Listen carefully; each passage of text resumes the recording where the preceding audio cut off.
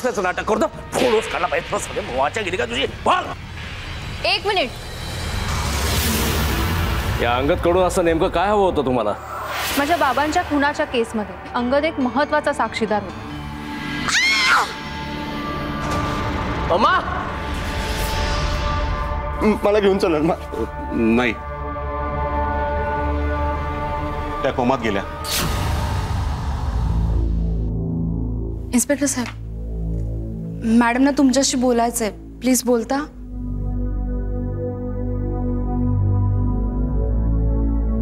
बोला.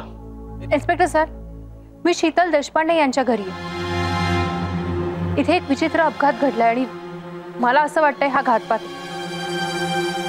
शीतलताईंचं घर तुमच्याच पोलीस चौकीच्या हद्दीत आहे, तेव्हा तुम्ही लवकरात लवकर इथे या. काय टाइमपास चाललाय तुमचा? एक तर स्वतः इकडे येत नाही आणि मलाच तिथे बोलवताय तुम्ही. आणि कोणीही कंप्लेंट केलेली नसताना मी तिथे येणार नाही. आणि अस्मिता मॅडम, मला तुमची चालाकी कळतीये. दाजींच्या केसमध्ये उशीर व्हावा म्हणून तुम्ही हे सगळं करताय ना? झालं तुमचं बोलून? हे बघा, मी एका कर्तव्यदक्ष पोलीस अधिकाऱ्याची मुलगी आहे.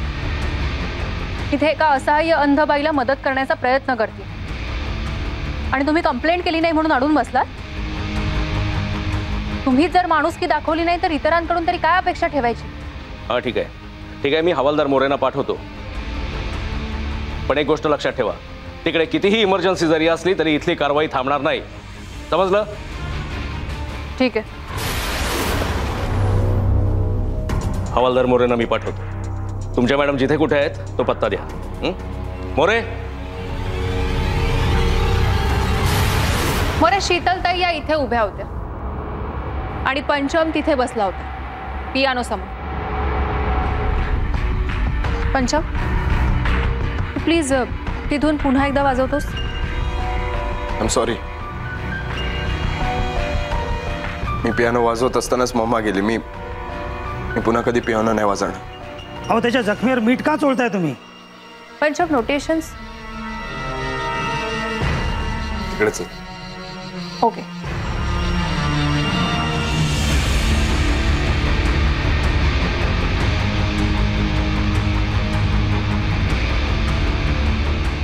आता मी म्हणजे पंचम. शीतलताई तिथे उभ्या होत्या. पंचम, प्लीज ॲटलीस्ट शीतलताईंच्या जागी उभा राहशील प्लीज.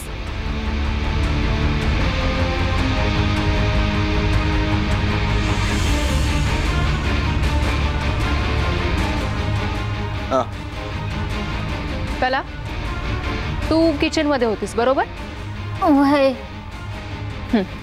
थांब इथेच. पंचम, शीतलताईंना दिसत नाही, त्यामुळे आता आम्ही तुझे डोळे बांधणार. राकेश. एक मॅडम, मॅडम तुम्ही मला का त्रास देताय? हा मॅडम, हा काय पोरखेळ मांडलाय तुम्ही? कळेल, 5 मिनिटात कळेल. पुढची 5 मिनिटं प्लीज कोणीही काहीही बोलू नका.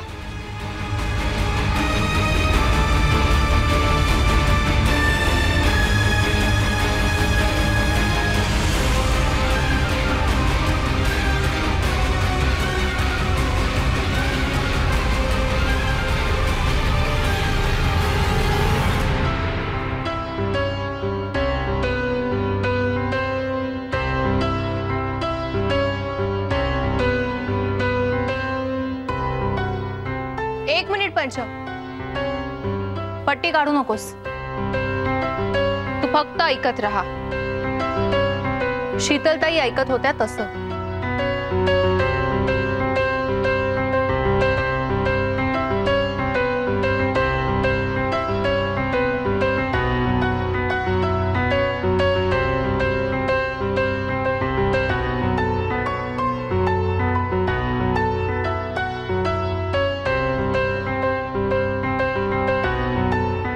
अरे, ही भुताटकी म्हणायची की काय? कुणी वाजवत नसताना पियानो वाजतोय कसा?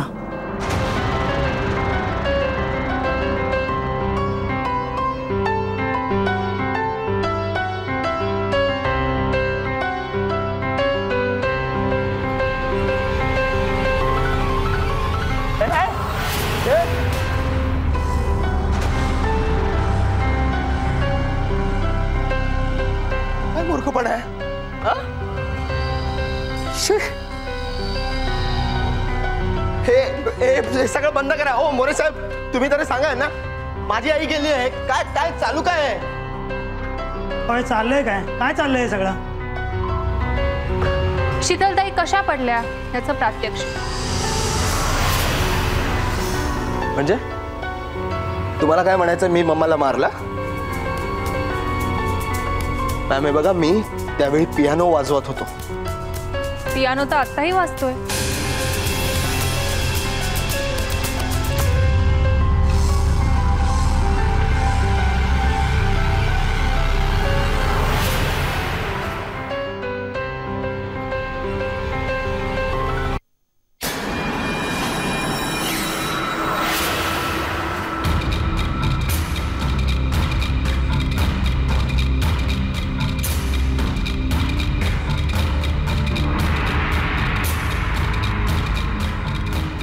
पंजाब इथे बसून पियानो वाजवण्याचं नाटक करतो. शीतलताईंना म्हटलं आपला मुलगा सुधारलाय. विचार, त्यांना वाटलं वाढदिवसाच्या दिवशी आपल्या नवऱ्याने बनवलेली धून आपला मुलगा वाजवतो, पण खरं तर पंचमच्या रूपाने मृत्यूच त्यांच्या जवळ येत होता. मॅडम काय बोलताय हो तुम्ही? मी तर सांगतोय की मी पियानो वाजवत होतो. मी स्वतः माझ्या आईला मारणार का काय? मॅडम, आईच्या मृत्यूमुळे शोकाकुल झालेल्या एका दुःखी मुलाला तुम्ही मेंटल टॉर्चर करताय. मला तर असं वाटतं की यामध्ये तुमचा तो दाजी अडकलाय ना, त्यामुळे तुमची मानसिक अवस्था बिघडली. मोरे साहेब, राकेश, आणि हे बघा, पंचमने जर कंप्लेंट केली ना तर मला तुमच्यावर ऍक्शन घ्यावी लागेल, हे लक्षात ठेवा. हे बघा ओ मोरे साहेब, मला प्लीज कोणाची काही कंप्लेंट वगैरे करायची नाही. तुम्ही प्लीज यांना घेऊन जा प्लीज. मला इथे थांबण्याची हौस नाहीये. आमच्या निरपराध दाजींना सोडवायला जायचंय मला, पण तू अपराधी आहेस हे सिद्ध करूनच मी जाईन. मॅडम, तुम्ही जे काही बोलताय त्याला काही पुरावा आहे का? आहे ना, हा पियानो.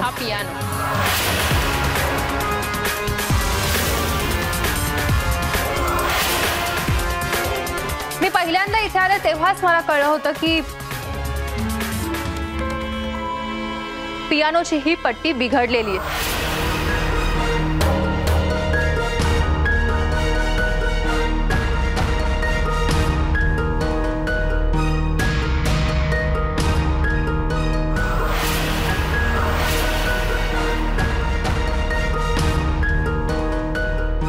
पंचम, मला संगीतातलं तुझ्या इतकं नाही कळत, पण मग मला सांग, ही पट्टी बिघडलेली असतानाही तू ही धून कशी वाजवलीस? अहो, मी पियानो वाजवत असताना तेव्हा ही पट्टी तुटली नव्हती. नंतर तुटली असेल, मला नाही माहिती. पंचम, अशी पट्टी वाजवत असतानाच अचानक तुटत नाही किंवा बिघडतही नाही. आता खरं सांग, ती पट्टी कधी तुटली? तू पियानो वाजवायच्या आधी, पियानो वाजवत असताना की नंतर? जर पियानो वाजवत असताना तुटली असेल तर तुझ्या लक्षात कसं नाही आलं? आणि जर आधीच तुटली होती तर तू पियानो कसा वाजवलास? एक मिनिट.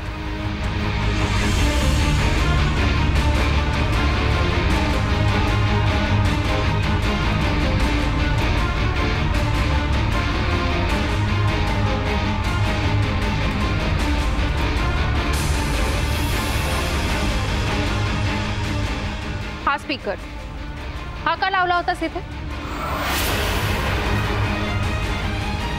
आणखी नाही.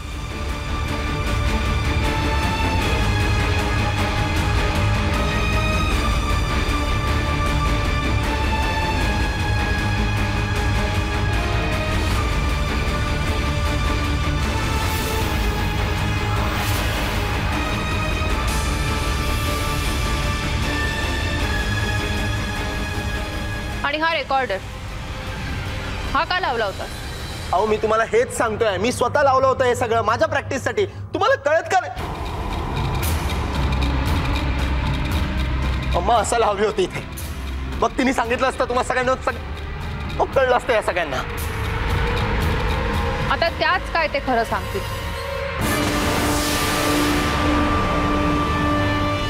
पण मम्मा तर शीतलताई गेल्या तसं मी किंवा राकेशने कधीच म्हटलं नाही.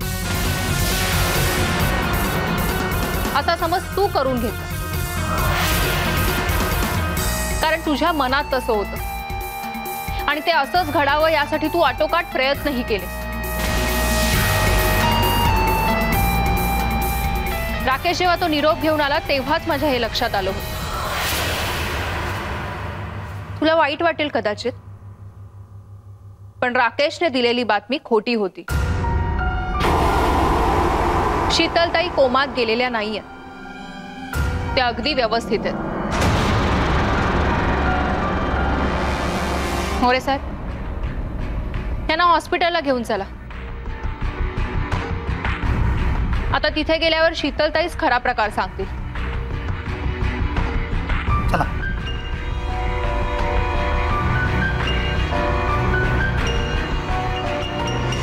राकेश, तुम्ही पोलीस स्टेशनला जा. तिथे दाजी आणि माईंना सांगा शीतलताईंची केस सॉल्व्ह झाली. मी लवकरच तिथे येईन. आणि हो, मी सिडला काही इन्फॉर्मेशन आणायला सांगितलं, तोही पोहोचेलच तिथे. मी आता हॉस्पिटलला जाते आणि मग येईन तिकडे. तुम्हाला जे मुद्दे मान्य असतील तेच आपण स्टेटमेंटमध्ये ठेवू. आणि मुख्य साक्षीदार तुमची आई असेल. मी आता एक एक पॉइंट वाचतो. अंगदचं आणि दाजीचं भांडण झालं होतं, बरोबर? दाजीनं त्याला मारहाण केली होती. अंगदचा मेसेज अस्मिता मॅडमसाठी होता, तरी त्यांना न सांगता दाजी एकटाच भेटायला गेला. तिथे आणखी कुणीही नव्हतं. अंगदच्या डोक्यात रॉड सारख्या हत्यारांनी जखम झाली. अंगदचा रक्त लागलेला रॉड हातात असताना पोलिसांनी दाजीला रेड हँड पकडलं.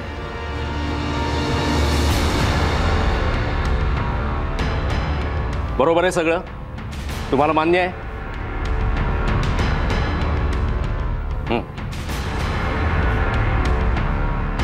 आता याच्यावर तुम्ही दोघांनी सह्या करा. आणि तुम्हाला जर सही करता येत नसेल तर तुम्ही अंगठा द्या. एक मिनिट इन्स्पेक्टर साहेब, हे सगळे मुद्दे तुमच्या सोयीचे आहेत. शिवाय अंगदचा खून दाजीनीच केलाय हे बघणारा एकही आय विटनेस नाहीये तुमच्याकडे. म्हणून काय कारवाई करायचीच नाही का? आणि तुम्ही पुन्हा पुन्हा तेच तेच बोलून माझा वेळ घालवू नका. बरोबर आहे, बरोबर आहे साहेब तुमचं. माई, माझा अस्मितावर विश्वास आहे. पोल ती सोडविली याला. कर पोल, सही कर.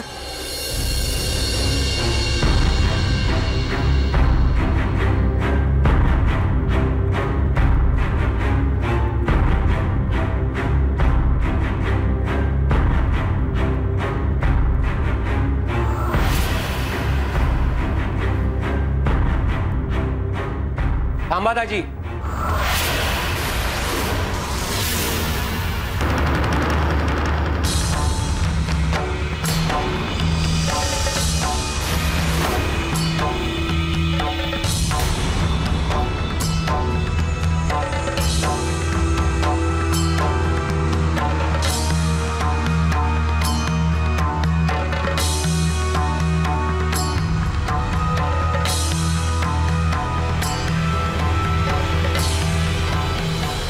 अंगदचा खून दाजीने नाही, मी केलाय.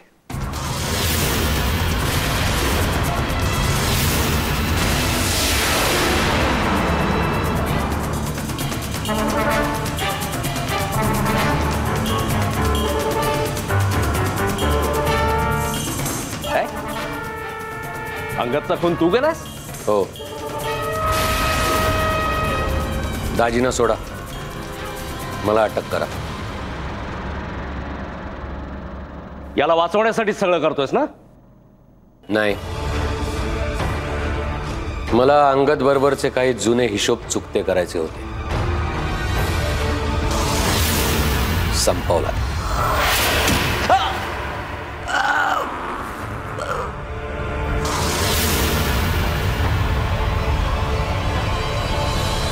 मुर्द्या, बोल बोल, का केलंस तू असं?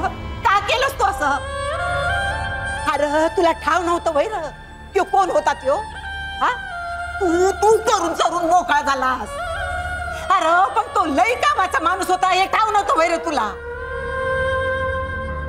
त्याला पकडाया ही पोरं रात्री तडफडत्यात पण तू त्याला मारून टाकलास. आणि त्याचा माझ्या लेकरावर आला. राहिला पण माझ्या अस्मिताच्या कामाचं हिसकोट करून टाकलास र. कुठं कुठं फेडशिली पाप, कुठं फेडशिली पाप. आई आई तुम्ही शांत व्हा, शांत व्हा. मला माझी चूक कळली म्हणून तर मी गुन्हा कबूल करतोय ना. नाग्या, तुला आज ओळखत नाही मी. तू आज एक बोलशील आणि उद्या फिरशील. दे लेखी कबुली जबाब दे. देतो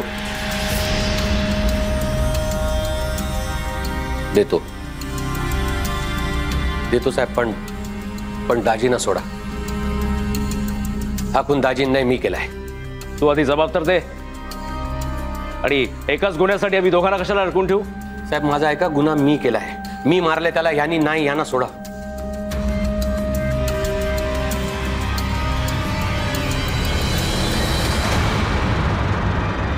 मनाली मॅडम अस्मिता मॅडमने यातलं काय पण सांगू नका.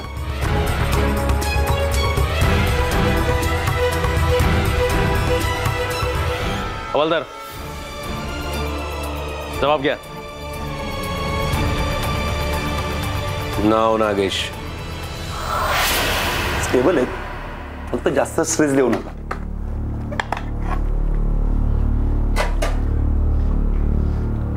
Okay madam, take care.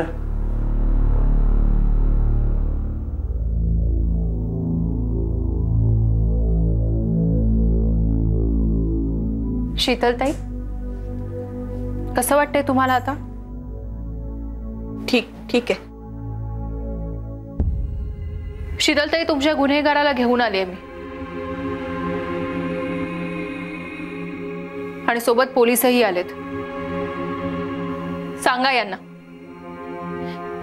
यांना की पंचमनेच तुम्हाला ढकललं होतं. शीतलताई हा मुलासारखा वागलाच नाही. याला शिक्षा व्हायलाच हवी. प्लीज तुम्ही बोला. प्लीज सांगा पोलिसांना की पंचमने तुम्हाला ढकललं होतं. नाही.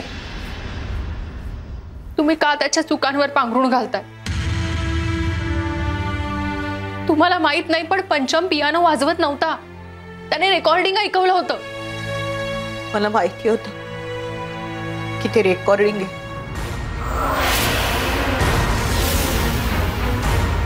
पियानोचा आवाज मला कळणार नाही का? खोटं खोटं का होईना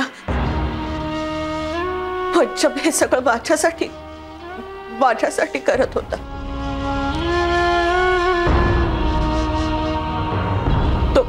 तो पियानो तिथून याच्यापेक्षाही पंचम सुधारणं माझ्यासाठी महत्वाचं आहे.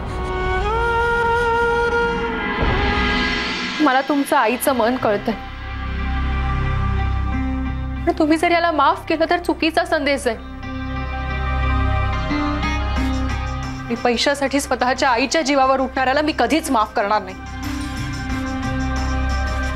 मोरे साहेब, घेऊन जायला. चला. नाही, थांबा. मोरे साहेब, यांनी काही केलं नाही. यांनी नाही ढकललं मला.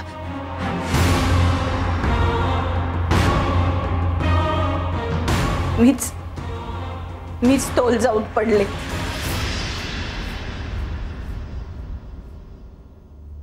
ठीक आहे मोरे साहेब, मग मी निघते. खर तर माझ्या वडिलांच्या जागी असलेले दाजी ते लॉकअप मध्ये, त्यांना एकट्याला सोडून मी इथे धावत आले. त्यांच्या आईनेच मला इथे पाठवलं. मला म्हणाल्या तू जा, आता माझ्यापेक्षा शीतलताईंना तुझी जास्त गरज. तू तुझं व्रत पाळ. माझा मुलगा काय निर्दोष असेल तर नक्की सुटेल. कुठे त्या आई आणि कुठे या आई. स्वतःच्या मुलाने कितीही चुका केल्या तरी त्याला पदराखाली घालताय. मलाच खोटं पाडताय. मी तरी काय करू शकते. निघते मी. मॅडम, जर त्यांना तक्रार करायची नसेल तर मी काहीच करू शकत नाही. मला असं वाटतं की माझं इकडचं काम संपलंय आता. नाही, अस्मिता मॅडम, मला शिक्षा व्हायलाच पाहिजे. मीच माझ्या आईला जीवे मारण्याचा अक्षम्य गुन्हा केला. का वागलास तू असं? स्वतःच्या आईला जीवे मारण्या इतका तू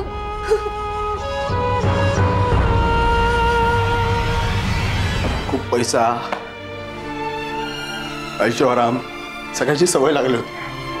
आईकडे पैसे मागायचे, आई टाळमटाळ करायची. मग तो मिळवण्यासाठी मी वाटेल ते करायला लागलो. आईला त्रास द्यायला लागलो. आईकडनं जबरदस्ती पैसे घ्यायला लागलो. मग हळूहळू ना मी घरातलं सगळं सामान विकायला लागलो. आणि शेवटी लोकांपर्यंत असं हात पसरण्याची वेळ आली. म्हणजे माझ्याकडे एवढी संपत्ती असून मलाच त्याचा उपभोग घेता येत नव्हता. हळूहळू ना मला मम्मीचा राग यायला लागला. मला तिचा खूप त्रास व्हायला लागला. आणि हळूहळू असं विचार यायला लागला की मम्मीच या जगात नसेल ना तर सगळी प्रॉपर्टी बाय डिफॉल्ट मला मिळेल. आणि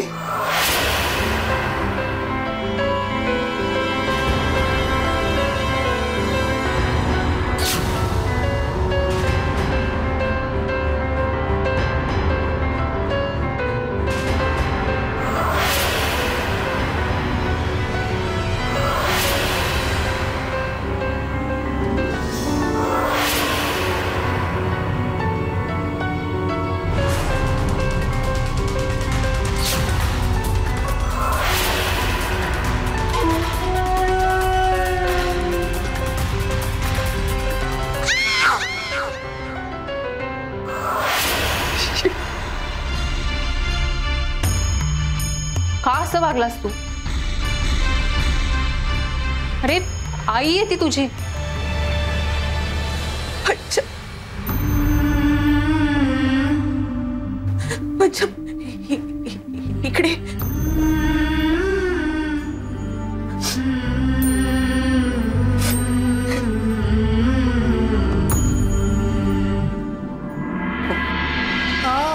अच्छा.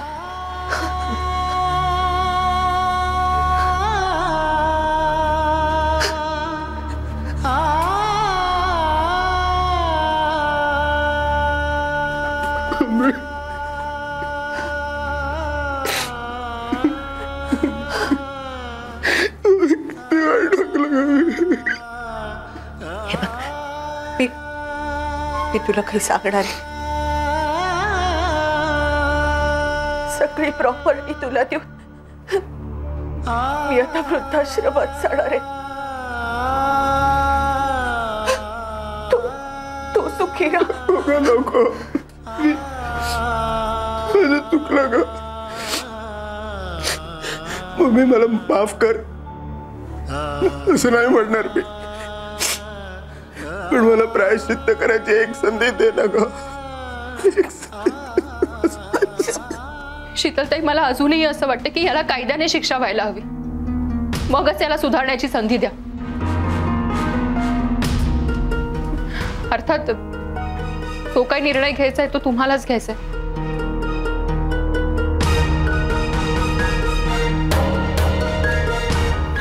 शीतलताई,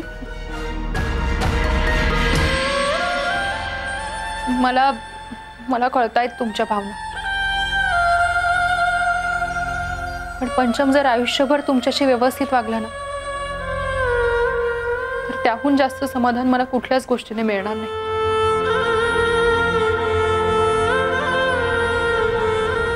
काळजी घ्या स्वतःची. स्मिता, एक विनंती करू. पंचमला थोडा वेळ माझ्याजवळ बसू दे. आज खरा पंचम सापडलाय मला. असं खरा मुलगा मिळालाय मला. प्लीज थोडा वेळ. मोरे साहेब, एक रिक्वेस्ट होती.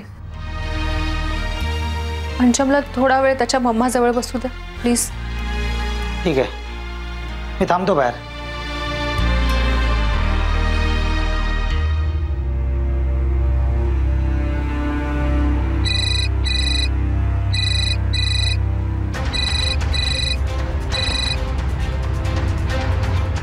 बोल मनाली.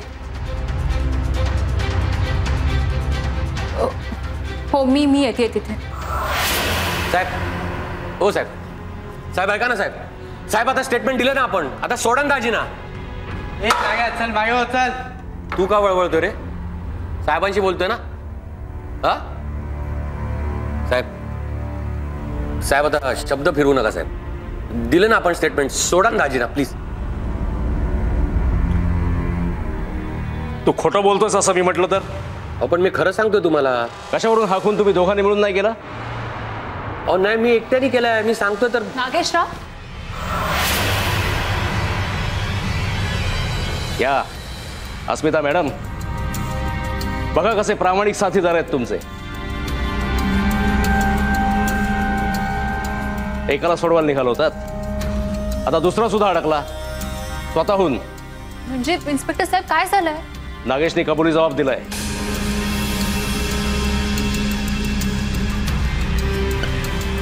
त्यांनी अंगदचा खून केलाय म्हणून. काय? नाही, हे खोटं, हे शक्यच नाही. माझी माणसाची पारख नाही चुकणार. माझ्या बाबतीत चुकली असं समजा. नाही, हे खोटं आहे. अंगद बाबांच्या खुनाच्या केस मधला एक महत्वाचा साक्षीदार आहे हे तुम्हाला माहित होतं. हो नागेशराव, तुम्ही त्याला कसे माराल? पण झालं आपल्या हातनं, बोललो ना तुम्हाला, सटकली आपली, संपवला त्याला. नाही, तुम्ही खोटं बोलताय. मला माहितीये ना, तुम्ही आणि सीड एकत्र होता. इन्स्पेक्टर साहेब, हे खोटं बोलताय. खोटं कशाला बोलेल? खोटं का बोलेल? याचा रुमाल सापडलाय अंगदच्या खोलीत.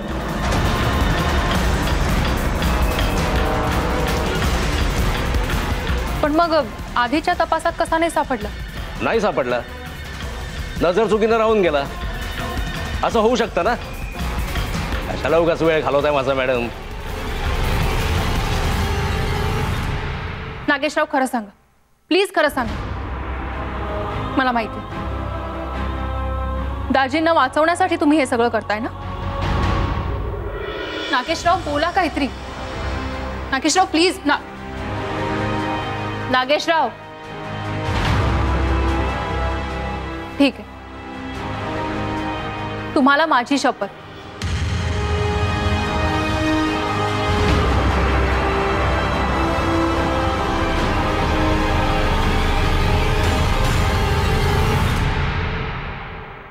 खरंय तुमचं, मी नाही मारलं अंगद. माझा रुमाल मीच टाकला अंगदच्या घराच्या खिडकीतनं.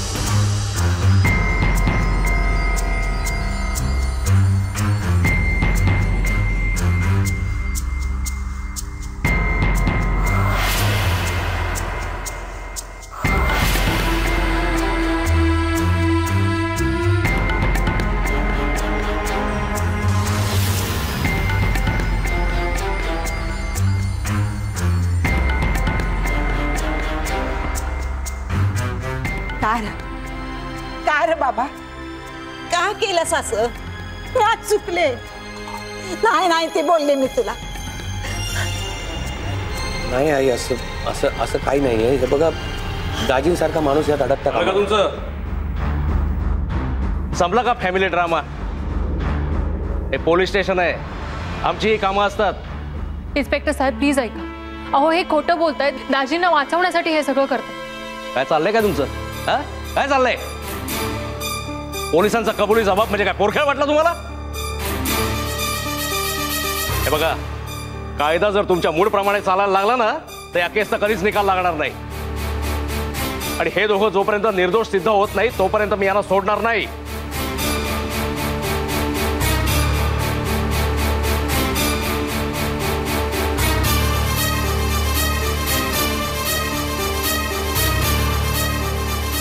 राकेश, सेड कुठे आहे? तुम्ही जे काम सांगितलेलं ना तो डिटेल्स घेऊन येतोय. अरे हो, एक काम कर, माईंना घेऊन घरी जा. नाही नाही, मी इथंच बरी आहे. माई ऐका माझा, तुम्ही अजिबात काळजी करू नका. माझ्यावर विश्वास आहे ना तुमचा? हो ना? मी या दोघांना घेऊनच घरी आहे. तुम्ही जा. असं म्हणतेस बाई, चल मी या देवाला साकडच घालते. मला खात्री आहे सत्याचाच विजय होणार. तूच म्हणतेस ना, शोधलं की सापडते. त्या भामट्याला शोधून काढ. हा चल या.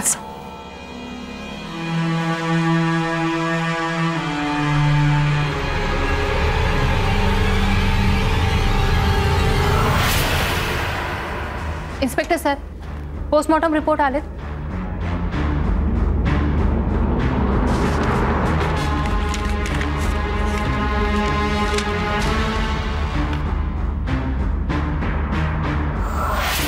रॉडवर लागलेलं रक्त अंगदचंच आहे आणि रॉडवर असणारे ठसे दाजींचेच आहे.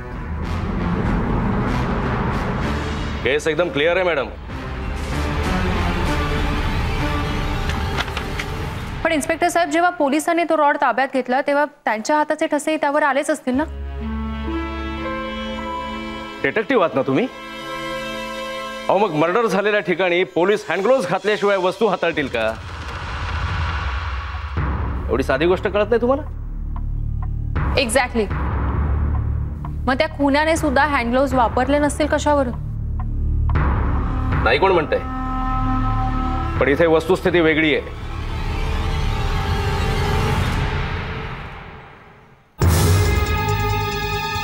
नाही, फक्त त्या रॉडवर दाजींच्या हाताचे ठसे आहेत म्हणून दाजींनी खून केलाय हे मी मान्यच करणार नाही.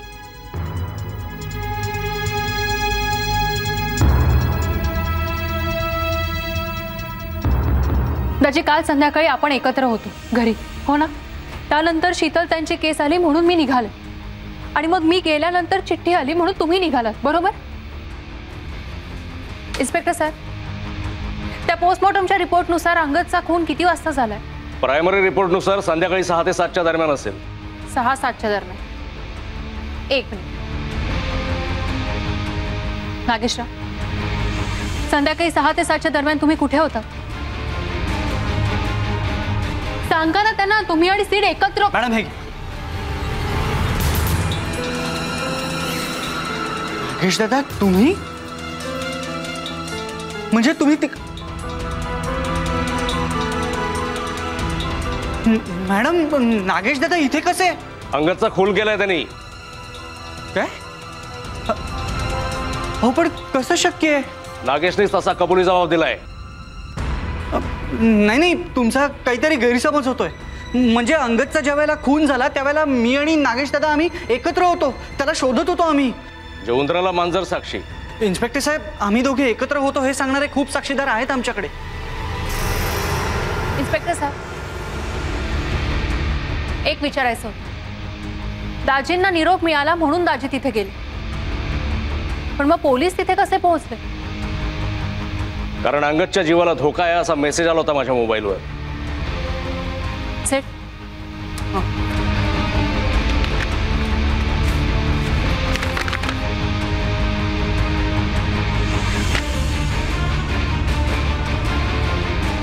इन्स्पेक्टर साहेब, हे अंगदच्या मोबाईलचे डिटेल्स आहेत. यानुसार शेवटचा मेसेज 7:40 करण्यात आलाय या नंबरवर।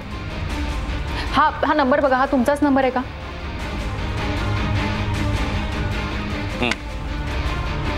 पण पोस्टमॉर्टमच्या प्रायमरी रिपोर्टनुसार अंगदचा मृत्यू 6 ते 7 दरम्यान झालाय आणि हा शेवटचा मेसेज 7:40 करण्यात आलाय। याचा अर्थ अंगद मेल्यानंतर त्याने तुम्हाला मेसेज पाठवला। आश्चर्य वाटतंय ना? अजून थोडा विचार केला तर आणखीन एक गोष्ट तुमच्या लक्षात येईल। दाजी तिथे जेव्हा पोहोचले तेव्हा दरवाजा उघडा होता। दरवाजा तोडल्याच्या काहीतरी खुणा तुम्हाला सापडल्या? मग साहेब मला सांगा, स्वतःच्या जीवाला धोका असणारा माणूस दरवाजा उघडा ठेवून निर्धास्तपणे बसेल? म्हणजे तुमच्या बोलण्यावरून मला पटतंय, पण मॅडम मला सुद्धा सगळ्या गोष्टी कायद्याच्या चौकटीत राहूनच कराव्या लागतात। नाही, त्या तुम्ही कराच। मला सांगा, अंगदचा मोबाईल कुठे? म्हणजे घटनास्थळी आम्हाला नाही सापडला, कारण अंगदचा खून झाला तेव्हा तिथे दुसरंच कोणीतरी असणार। त्याने अंगदचा खून केला असणार, त्यानंतर तुम्हाला मेसेज केला असणार आणि मग तो फोन घेऊन पळून गेला असणार। साहेब तुम्हाला पटतंय का? अहो, नागेश आणि दाजी निर्दोष आहेत। तुम्ही म्हणताय ते जर बरोबर असेल तर हे दोघं निर्दोष असण्याची शक्यता आहे। मग साहेब, माझ्यावर थोडा तरी विश्वास असेल तर प्लीज यांना सोडा। मी जामीन राहायला तयार आहे आणि मी तुम्हाला शब्द देते, अंगदच्या खुनाला पकडायला मीच काय, दाजी आणि नागेशही तुमची मदत कर। ठीक आहे, पण मी जेव्हा जेव्हा बोलवीन तेव्हा त्यांना इथे पोलीस स्टेशनला यावं लागेल। काहीच प्रॉब्लेम नाही। आता यापुढच्या सगळ्या लीगल फॉर्मॅलिटीज माझे वकील येऊन करतील, चालेल ना? पण आता मात्र मी सुद्धा अंगदच्या खुन्याला शोधल्याशिवाय स्वस्थ बसणार नाही। आणि मला खात्री आहे तो लवकरच सापडेल, कारण शोधलं की सापडतच।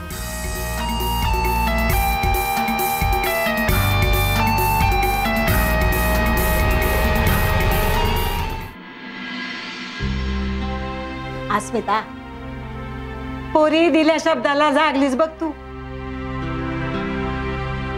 परभाकर भाऊ आणि देवी तसंच होते बघ। माझ्या दोन्ही बी लेकरांना लई मोठ्या संकटातून वाचवलंच बघ। दोन्ही बी म्हणजे मी अरे तू मी म्हणजे र काय, तू बी माझा लेकच आहेस। माझ्या दाजीचा पाठीराखा म्हणून उभा राहिलास, धाकल्या भावाचं कर्तव्य पार पाडलंस, मग माझं लेकच झालास ना रे। कुणाचा आळ स्वतःवर घेतलास, सख्खा भाऊ बी असं करणार नाही र।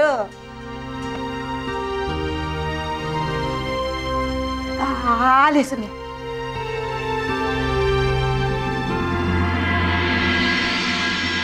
नागेश, तुम्ही जे काही केलं त्यामागचा हेतू खरंच चांगला होता, पण रिस्क होती त्यात। प्लीज परत असं नका करू।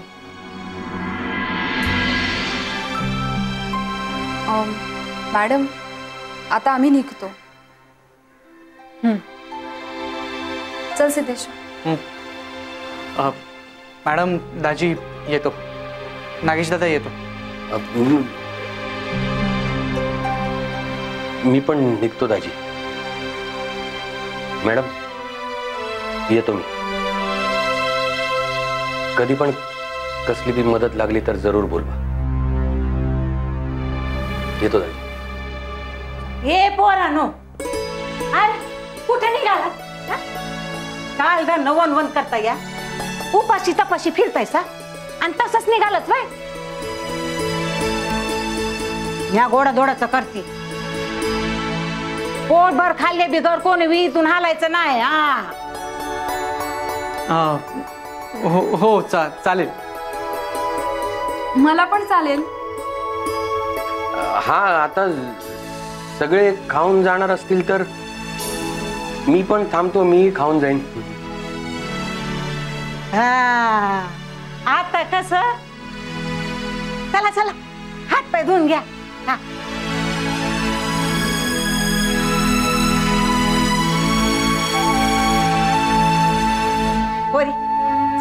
मला मदत कर. हा.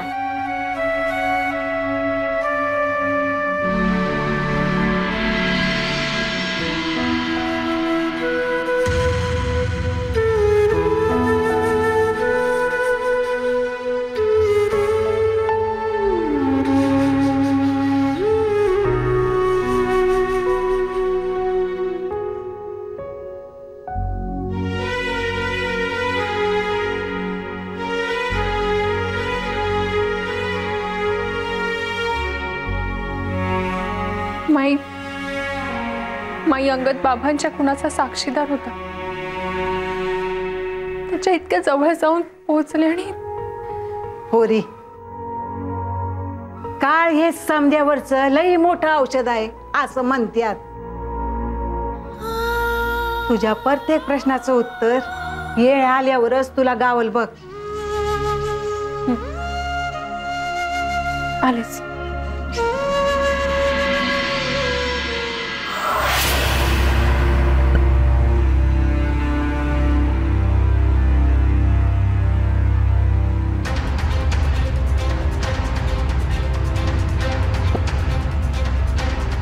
बाबा, अंगदला त्याने संपवलं. त्या टेम्पोचं रहस्य रहस्यच राहिलं. पण हा शोध थांबणार नाही.